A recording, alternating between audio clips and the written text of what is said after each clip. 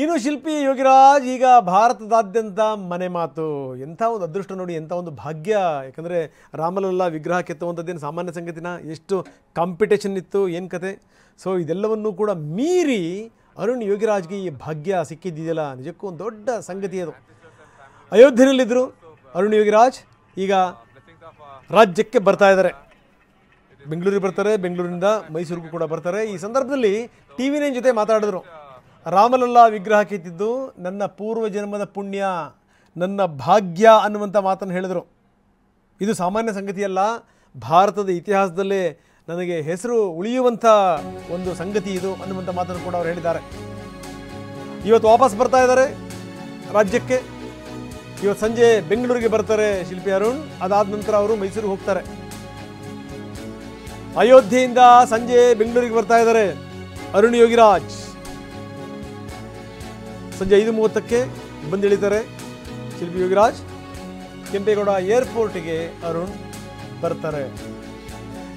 MBA ಪದವೀಧರ ಇಂಥ ಅವಕಾಶ ಸಿಕ್ಕಂಥ ಸಂದರ್ಭದಲ್ಲಿ ನನಗೆ ಕೆಲಸವೇ ಬೇಡ ಅಂತ ವಾಪಸ್ ಬಂದು ನಾನು ಶಿಲ್ಪಿ ಕೆಲಸನೇ ಮಾಡ್ತೀನಿ, ನಾನು ಶಿಲ್ಪ ಕೆಲಸನೇ ಮಾಡ್ತೀನಿ ಅನ್ನುವಂಥ ಸಂದರ್ಭದಲ್ಲಿ ತಂದೆ ಹೇಳಿದಂಥ ಮಾತು, ಯಾರಾದರೂ ಬೇರೆಯವರು ಒಂದು ಉಳಿ ಪೆಟ್ಟನ್ನು ಹಾಕಿದರೆ ನೀನು 100 ಉಳಿ ಪೆಟ್ಟನ್ನು ಹಾಕಬೇಕಂದ್ರೆ ಅಷ್ಟು ಕೆಲಸ ಮಾಡಬೇಕು, ಹಾಗಿದ್ದರೆ ಮಾತ್ರ ಬಾರಪ್ಪ ಅಂತ.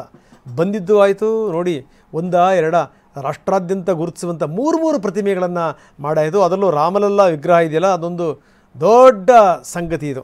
ಬನ್ನಿ, ಈ ಸಂದರ್ಭದಲ್ಲಿ ಎಕ್ಸ್ಕ್ಲೂಸಿವ್ ಮಾತಾಡಿದ್ದಾರೆ TV9 ಪ್ರತಿನಿಧಿ ಜೊತೆಗೆ. ಏನು ಹೇಳಿದ್ರು ಅರುಣ್ ಯೋಗಿರಾಜ್ ನೋಡೋಣ. ರಾಮಲಲ್ಲಾ ವಿಗ್ರಹವನ್ನು ಕೆತ್ತಿದಂತಹ ಅರುಣ್ ಯೋಗಿರಾಜ್ ಅವರೀಗ ನಮ್ಮ ಜೊತೆ ಇದ್ದಾರೆ.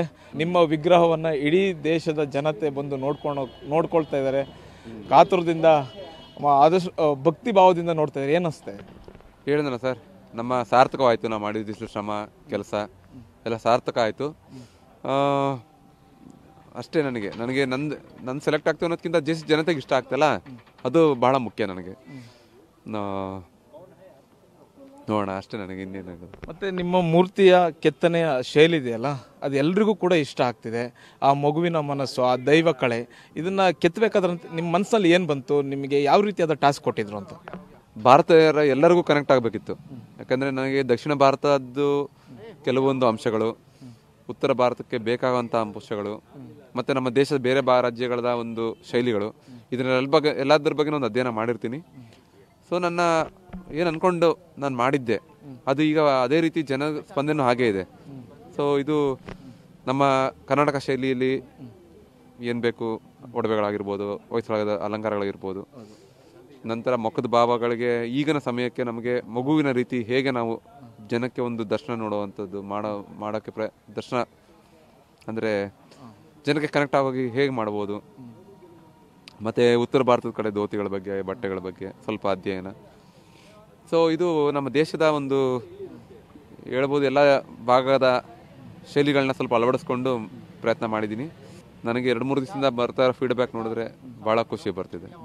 ಬಿಡಿಸಿರ್ತಕ್ಕಂಥ ಪ್ರಭಾವಳಿ ಏನಿದೆ, ಮೂರ್ತಿಯ ಪ್ರಭಾವಳಿ, ಅದ್ರ ಬಗ್ಗೆ ಜಾಸ್ತಿ ಚರ್ಚೆ ಆಗ್ತದೆ. ಆ ಪ್ರಭಾವಳಿಯನ್ನು ವಿವರಿಸೋದಾದ್ರೆ ಹೇಗೆ?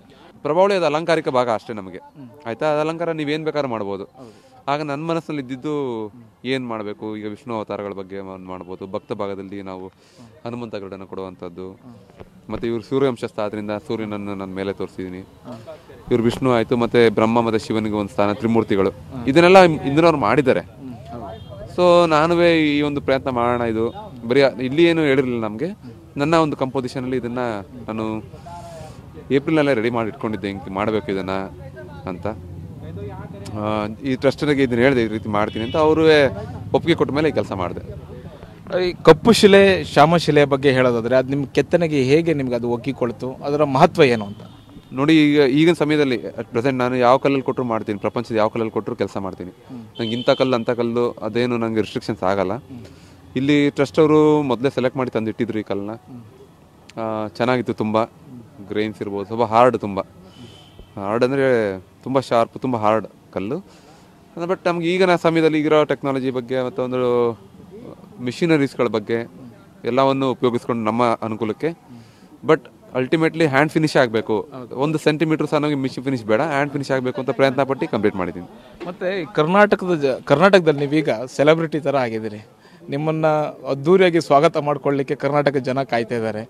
ಇದಕ್ಕೇನು ಹೇಳ್ತೀರಿ ನೀವು, ಆ ಒಂದು ಅವಕಾಶ ಸಿಕ್ಕಿದ್ದಕ್ಕೆ? ನನಗೆ ಅದ್ರದ್ದು ಏನೂ ಅನುಭವ ಆಗ್ತಾ ಇಲ್ಲ, ಯಾಕಂದ್ರೆ ನಾನು ಯಾರ ಕೈಗೂ ಸಿಕ್ಕಿಲ್ಲ. ಒಂದು ನನ್ನದಾದ ಒಂದು ಕರ್ತವ್ಯಗಳಿತ್ತು ಇಲ್ಲಿ, ಅದು ಮುಗಿಸ್ಬೇಕಾಗಿರುತ್ತೆ.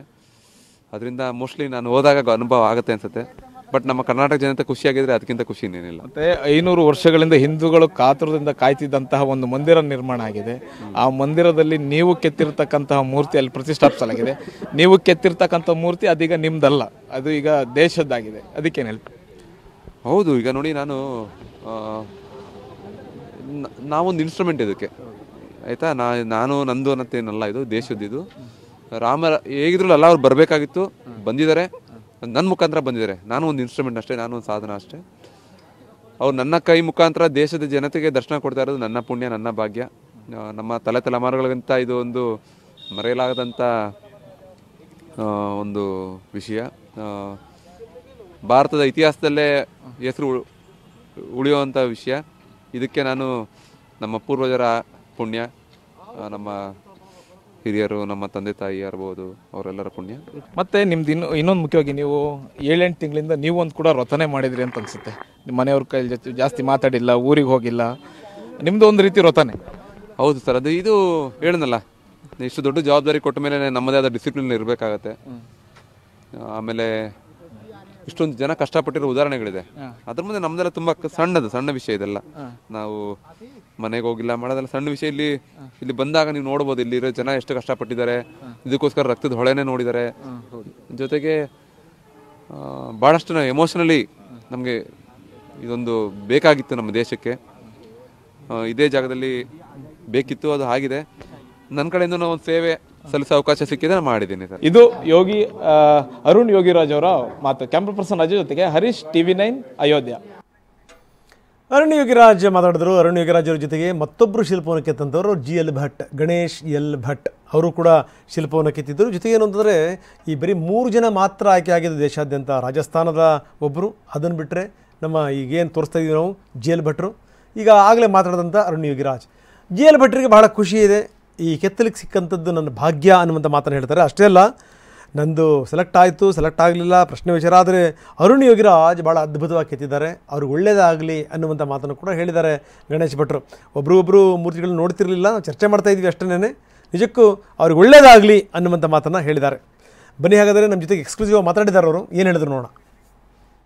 ನಿಮ್ಮ ಪರಿಕಲ್ಪನೆಯ ರಾಮ ಹೇಗಿದ್ದ? ಬಾಲರಾಮನ್, ಈಗಿರುವಂಥ ಬಾಲರಾಮನ್ ನೋಡಿದ್ವಿ, ನೀವು ಕೆತ್ತಿರುವಂಥ ಬಾಲರಾಮ ಹೇಗಿದೆ? ಇದ್ರ ಬಗ್ಗೆ ಮಾಹಿತಿ ಕೊಡ್ಬೋದು? ಬಾಲರಾಮನ ಶಿಲ್ಪ ರಚನೆ ಮಾಡೋದಕ್ಕೆ ನನಗೆ ಅವಕಾಶ ಕೊಟ್ಟಿದ್ದಕ್ಕೆ ಮೊದಲನೇದಾಗಿ ನಾನು ಶ್ರೀರಾಮ ಜನ್ಮಭೂಮಿ ತೀರ್ಥಕ್ಷೇತ್ರ ಟ್ರಸ್ಟನ್ನು ಸ್ಮರಿಸ್ತೇನೆ. ಮತ್ತು ಬಾಲರಾಮನ ಅವಕಾಶ ನನಗೆ ಬಂದಾವಾಗ ನಾನು ರಾಮನ ಅಧ್ಯಯನವನ್ನು ಮಾಡ್ತಾ ಇದರ ಕೆಲಸವನ್ನು ಪ್ರಾರಂಭ ಮಾಡಿದೆ. ಶುಭ ಮುಹೂರ್ತ ಇತ್ತು. ಮೇ 23ನೇ ತಾರೀಕಿನ ದಿವಸ ಮಧ್ಯಾಹ್ನ ಅಭಿಜನ್ ಮುಹೂರ್ತದಲ್ಲಿ ಪುನರ್ವಸು ನಕ್ಷತ್ರದಲ್ಲಿ ಅದರ ಶಿಲಾ ಪೂಜೆಯನ್ನು ಮಾಡಿ ಕಂಕಣಧಾರಿಯಾಗಿ ಆ ಕೆತ್ತನೆಯ ಕೆಲಸವನ್ನು ಸುಮಾರು 7 ತಿಂಗಳುಗಳ ಕಾಲ ನಾವು ಮಾಡಿದ್ದಾಯಿತು. ಒಂದು 7-8 ಜನಗಳು ನನ್ನೊಟ್ಟಿಗೆ ಸಹಕಾರವನ್ನು ಕೊಟ್ಟಂಥವರು.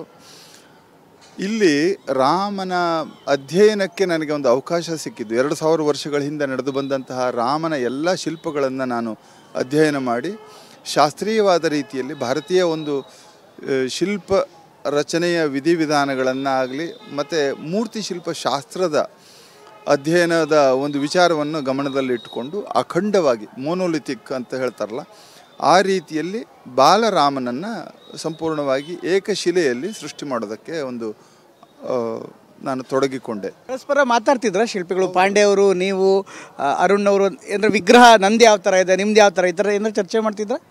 ಇಲ್ಲ, ಸಾಮಾನ್ಯವಾಗಿ ಬೇಸಿಕ್ ಕಲ್ಪನೆ ಇರ್ತಾ ಇತ್ತು. ಆದರೆ ಒಬ್ಬರು ವಿಗ್ರಹಗಳನ್ನು ಒಬ್ರಿಗೊಬ್ಬರು ನಾವು ನೋಡೇ ಇಲ್ಲ. ಕೊನೆಯ ತನಕನೂ ಬಹುಶಃ 29ನೇ ತಾರೀಕು ಜಡ್ಜ್ಮೆಂಟ್ ತೀರ್ಮಾನ ಆಗೋ ತನಕ ಕೂಡ ನಾವು 3 ಜನನೂ ಒಟ್ಟಿಗೆ ಇರ್ತಾಯಿದ್ವಿ, ಒಟ್ಟಿಗೆ ಊಟ ಮಾಡ್ತಾಯಿದ್ವಿ, ಒಟ್ಟಿಗೆ ಟೂರ್ಗೆ ಹೋಗ್ತಾಯಿದ್ವಿ, ಆಟ ಆಡ್ತಾಯಿದ್ವಿ, ದೀಪಾವಳಿಯನ್ನು ಆಚರಣೆ ಮಾಡಿದ್ವಿ. ಎಲ್ಲವುದನ್ನು ಮಾಡಿದ್ರೂ ಶಿಲ್ಪದ ವಿಜುವಲೈಸೇಷನ್ ಒಬ್ಬರಿಂದ ಒಬ್ಬರಿಗೆ ಆಗೇ ಇರಲಿಲ್ಲ. ಅದು ನಾವೇ ಒಂದು ಸಂಕಲ್ಪ ಮಾಡಿಕೊಂಡಿದ್ವಿ. ನನ್ನ ಮನಸ್ಸಿನ ಕಲ್ಪನೆಯ ರೂಪಕ್ಕೆ ಬೇರೆ ಯಾವುದೇ ರೀತಿಯಾದಂತಹ ಹೊಸ ಸ್ವರೂಪಗಳು ನನಗೆ ಅಡ್ಡಿಪಡಿಸದೇ ಇರಲಿ ಅನ್ನುವಂಥ ವಿಚಾರವೂ ಇದ್ದಿರಬಹುದು. ನನ್ನ ಕಲ್ಪನೆಯ ರಾಮ ಮೂಡಿ ಬರಲಿ ಅಂತ ಮೂರು ಜನನೂ ಹಾಗೆ ಅಂದ್ಕೊಂಡಿದ್ದು. ಸ್ಪರ್ಧೆ ಅಂತ ಕರೆಯಲ್ಲ, ಅಂತಿಮವಾಗಿ ಅರುಣ್ ಅವ್ರದ್ದು ಆಯ್ಕೆ ಆಯಿತು. ಆದರೆ ಇದು ರಾಮನ ಆಯ್ಕೆ ಅಂತ ಈಗಾಗಲೇ ನೀವು ಕೂಡ ಹೇಳ್ತಾ ಇದ್ರಿ. ಈ ಆಯ್ಕೆ ವಿಚಾರ ಸ್ವಲ್ಪ ಬೇಸರ ಏನಾರು ಆಯ್ತಾ, ಇನ್ನೇನಾರು ಆಗಬೇಕು? ಇಲ್ಲ ಇಲ್ಲ, ಇದು ಆಯ್ಕೆ ವಿಚಾರ ಅವರಿಗೆ ಬಿಟ್ಟಂತಹದ್ದು. ಅವರಿಗೆ ಆ ಜಾಗಕ್ಕೆ ಬೇಕಾದ್ದನ್ನು ಅವರು ಹೇಗೆ ಬೇಕೋ ಅದೆಲ್ಲ ವಿಚಾರವನ್ನು ಅವರು ಮಾಡಿ ಒಳ್ಳೆಯ ತೀರ್ಮಾನವನ್ನೇ ಅವರು ತಗೊಂಡಿರ್ತಾರೆ. ಅದಕ್ಕೆ ನನಗೂ ಹೆಮ್ಮೆ ಇದೆ, ನನಗೂ ಸಂತೋಷ ಇದೆ. ಹಾಗೆ ಅಂತ ನನ್ನ ರಾಮ ಕೆಳಗೆ ಅಂತ ಅರ್ಥನೂ ಅಲ್ಲ. ನನ್ನ ಧ್ಯೇಯ, ನನ್ನ ಉದ್ದೇಶ, ನನ್ನ ಗುರಿ ಏನಿತ್ತು, ನನ್ನ ಚಿಂತನೆ ಏನಿತ್ತು, ಅದಕ್ಕನುಗುಣವಾಗಿ ನನ್ನ ಕಲಾಕೃತಿಯನ್ನು ನಾನು ಮಾಡಿದೆ. ಅವರಿಗೆ ಇದನ್ನು ಮೂರನ್ನೂ ಕೂಡ ತುಂಬ ಗೌರವಯುತವಾಗಿ ಇಲ್ಲೇ ನಾವು ಅಯೋಧ್ಯದಲ್ಲಿಯೇ ಪ್ರತಿಷ್ಠಾಪನೆ ಮಾಡಿ ಅಂತಂದರೆ ಅದನ್ನು ಪ್ರದರ್ಶನ ಮಾಡಿ ಅದಕ್ಕೆ ಯೋಗ್ಯವಾದ ಮಾನ ಸಮ್ಮಾನಗಳನ್ನು ಒದಗಿಸ್ತೇವೆ ಅನ್ನುವಂಥ ಮಾತುಗಳನ್ನು ಟ್ರಸ್ಟ್ನವರು ನಮಗೆ ಹೇಳಿದ್ದು ನಮಗೂ ಒಂದು ಸಮಾಧಾನ ಇದೆ, ಸಂತೋಷ ಇದೆ. ಇದು ಶಿಲ್ಪಿಗಳ ಮಾತು. ಯಾಕಂದರೆ ಮೂರು ಜನ ಇದ್ದರು, ಸೆಲೆಕ್ಷನ್ ಅನ್ನುವಂಥದ್ದು ಒಂದು ದೊಡ್ಡ ಪ್ರೋಸೆಸ್ ಆಗಿತ್ತು ಅನ್ನುವಂಥ ಮಾತನ್ನು ಶಿಲ್ಪಿಗಳು ಹೇಳ್ತಾ ಇದ್ರು.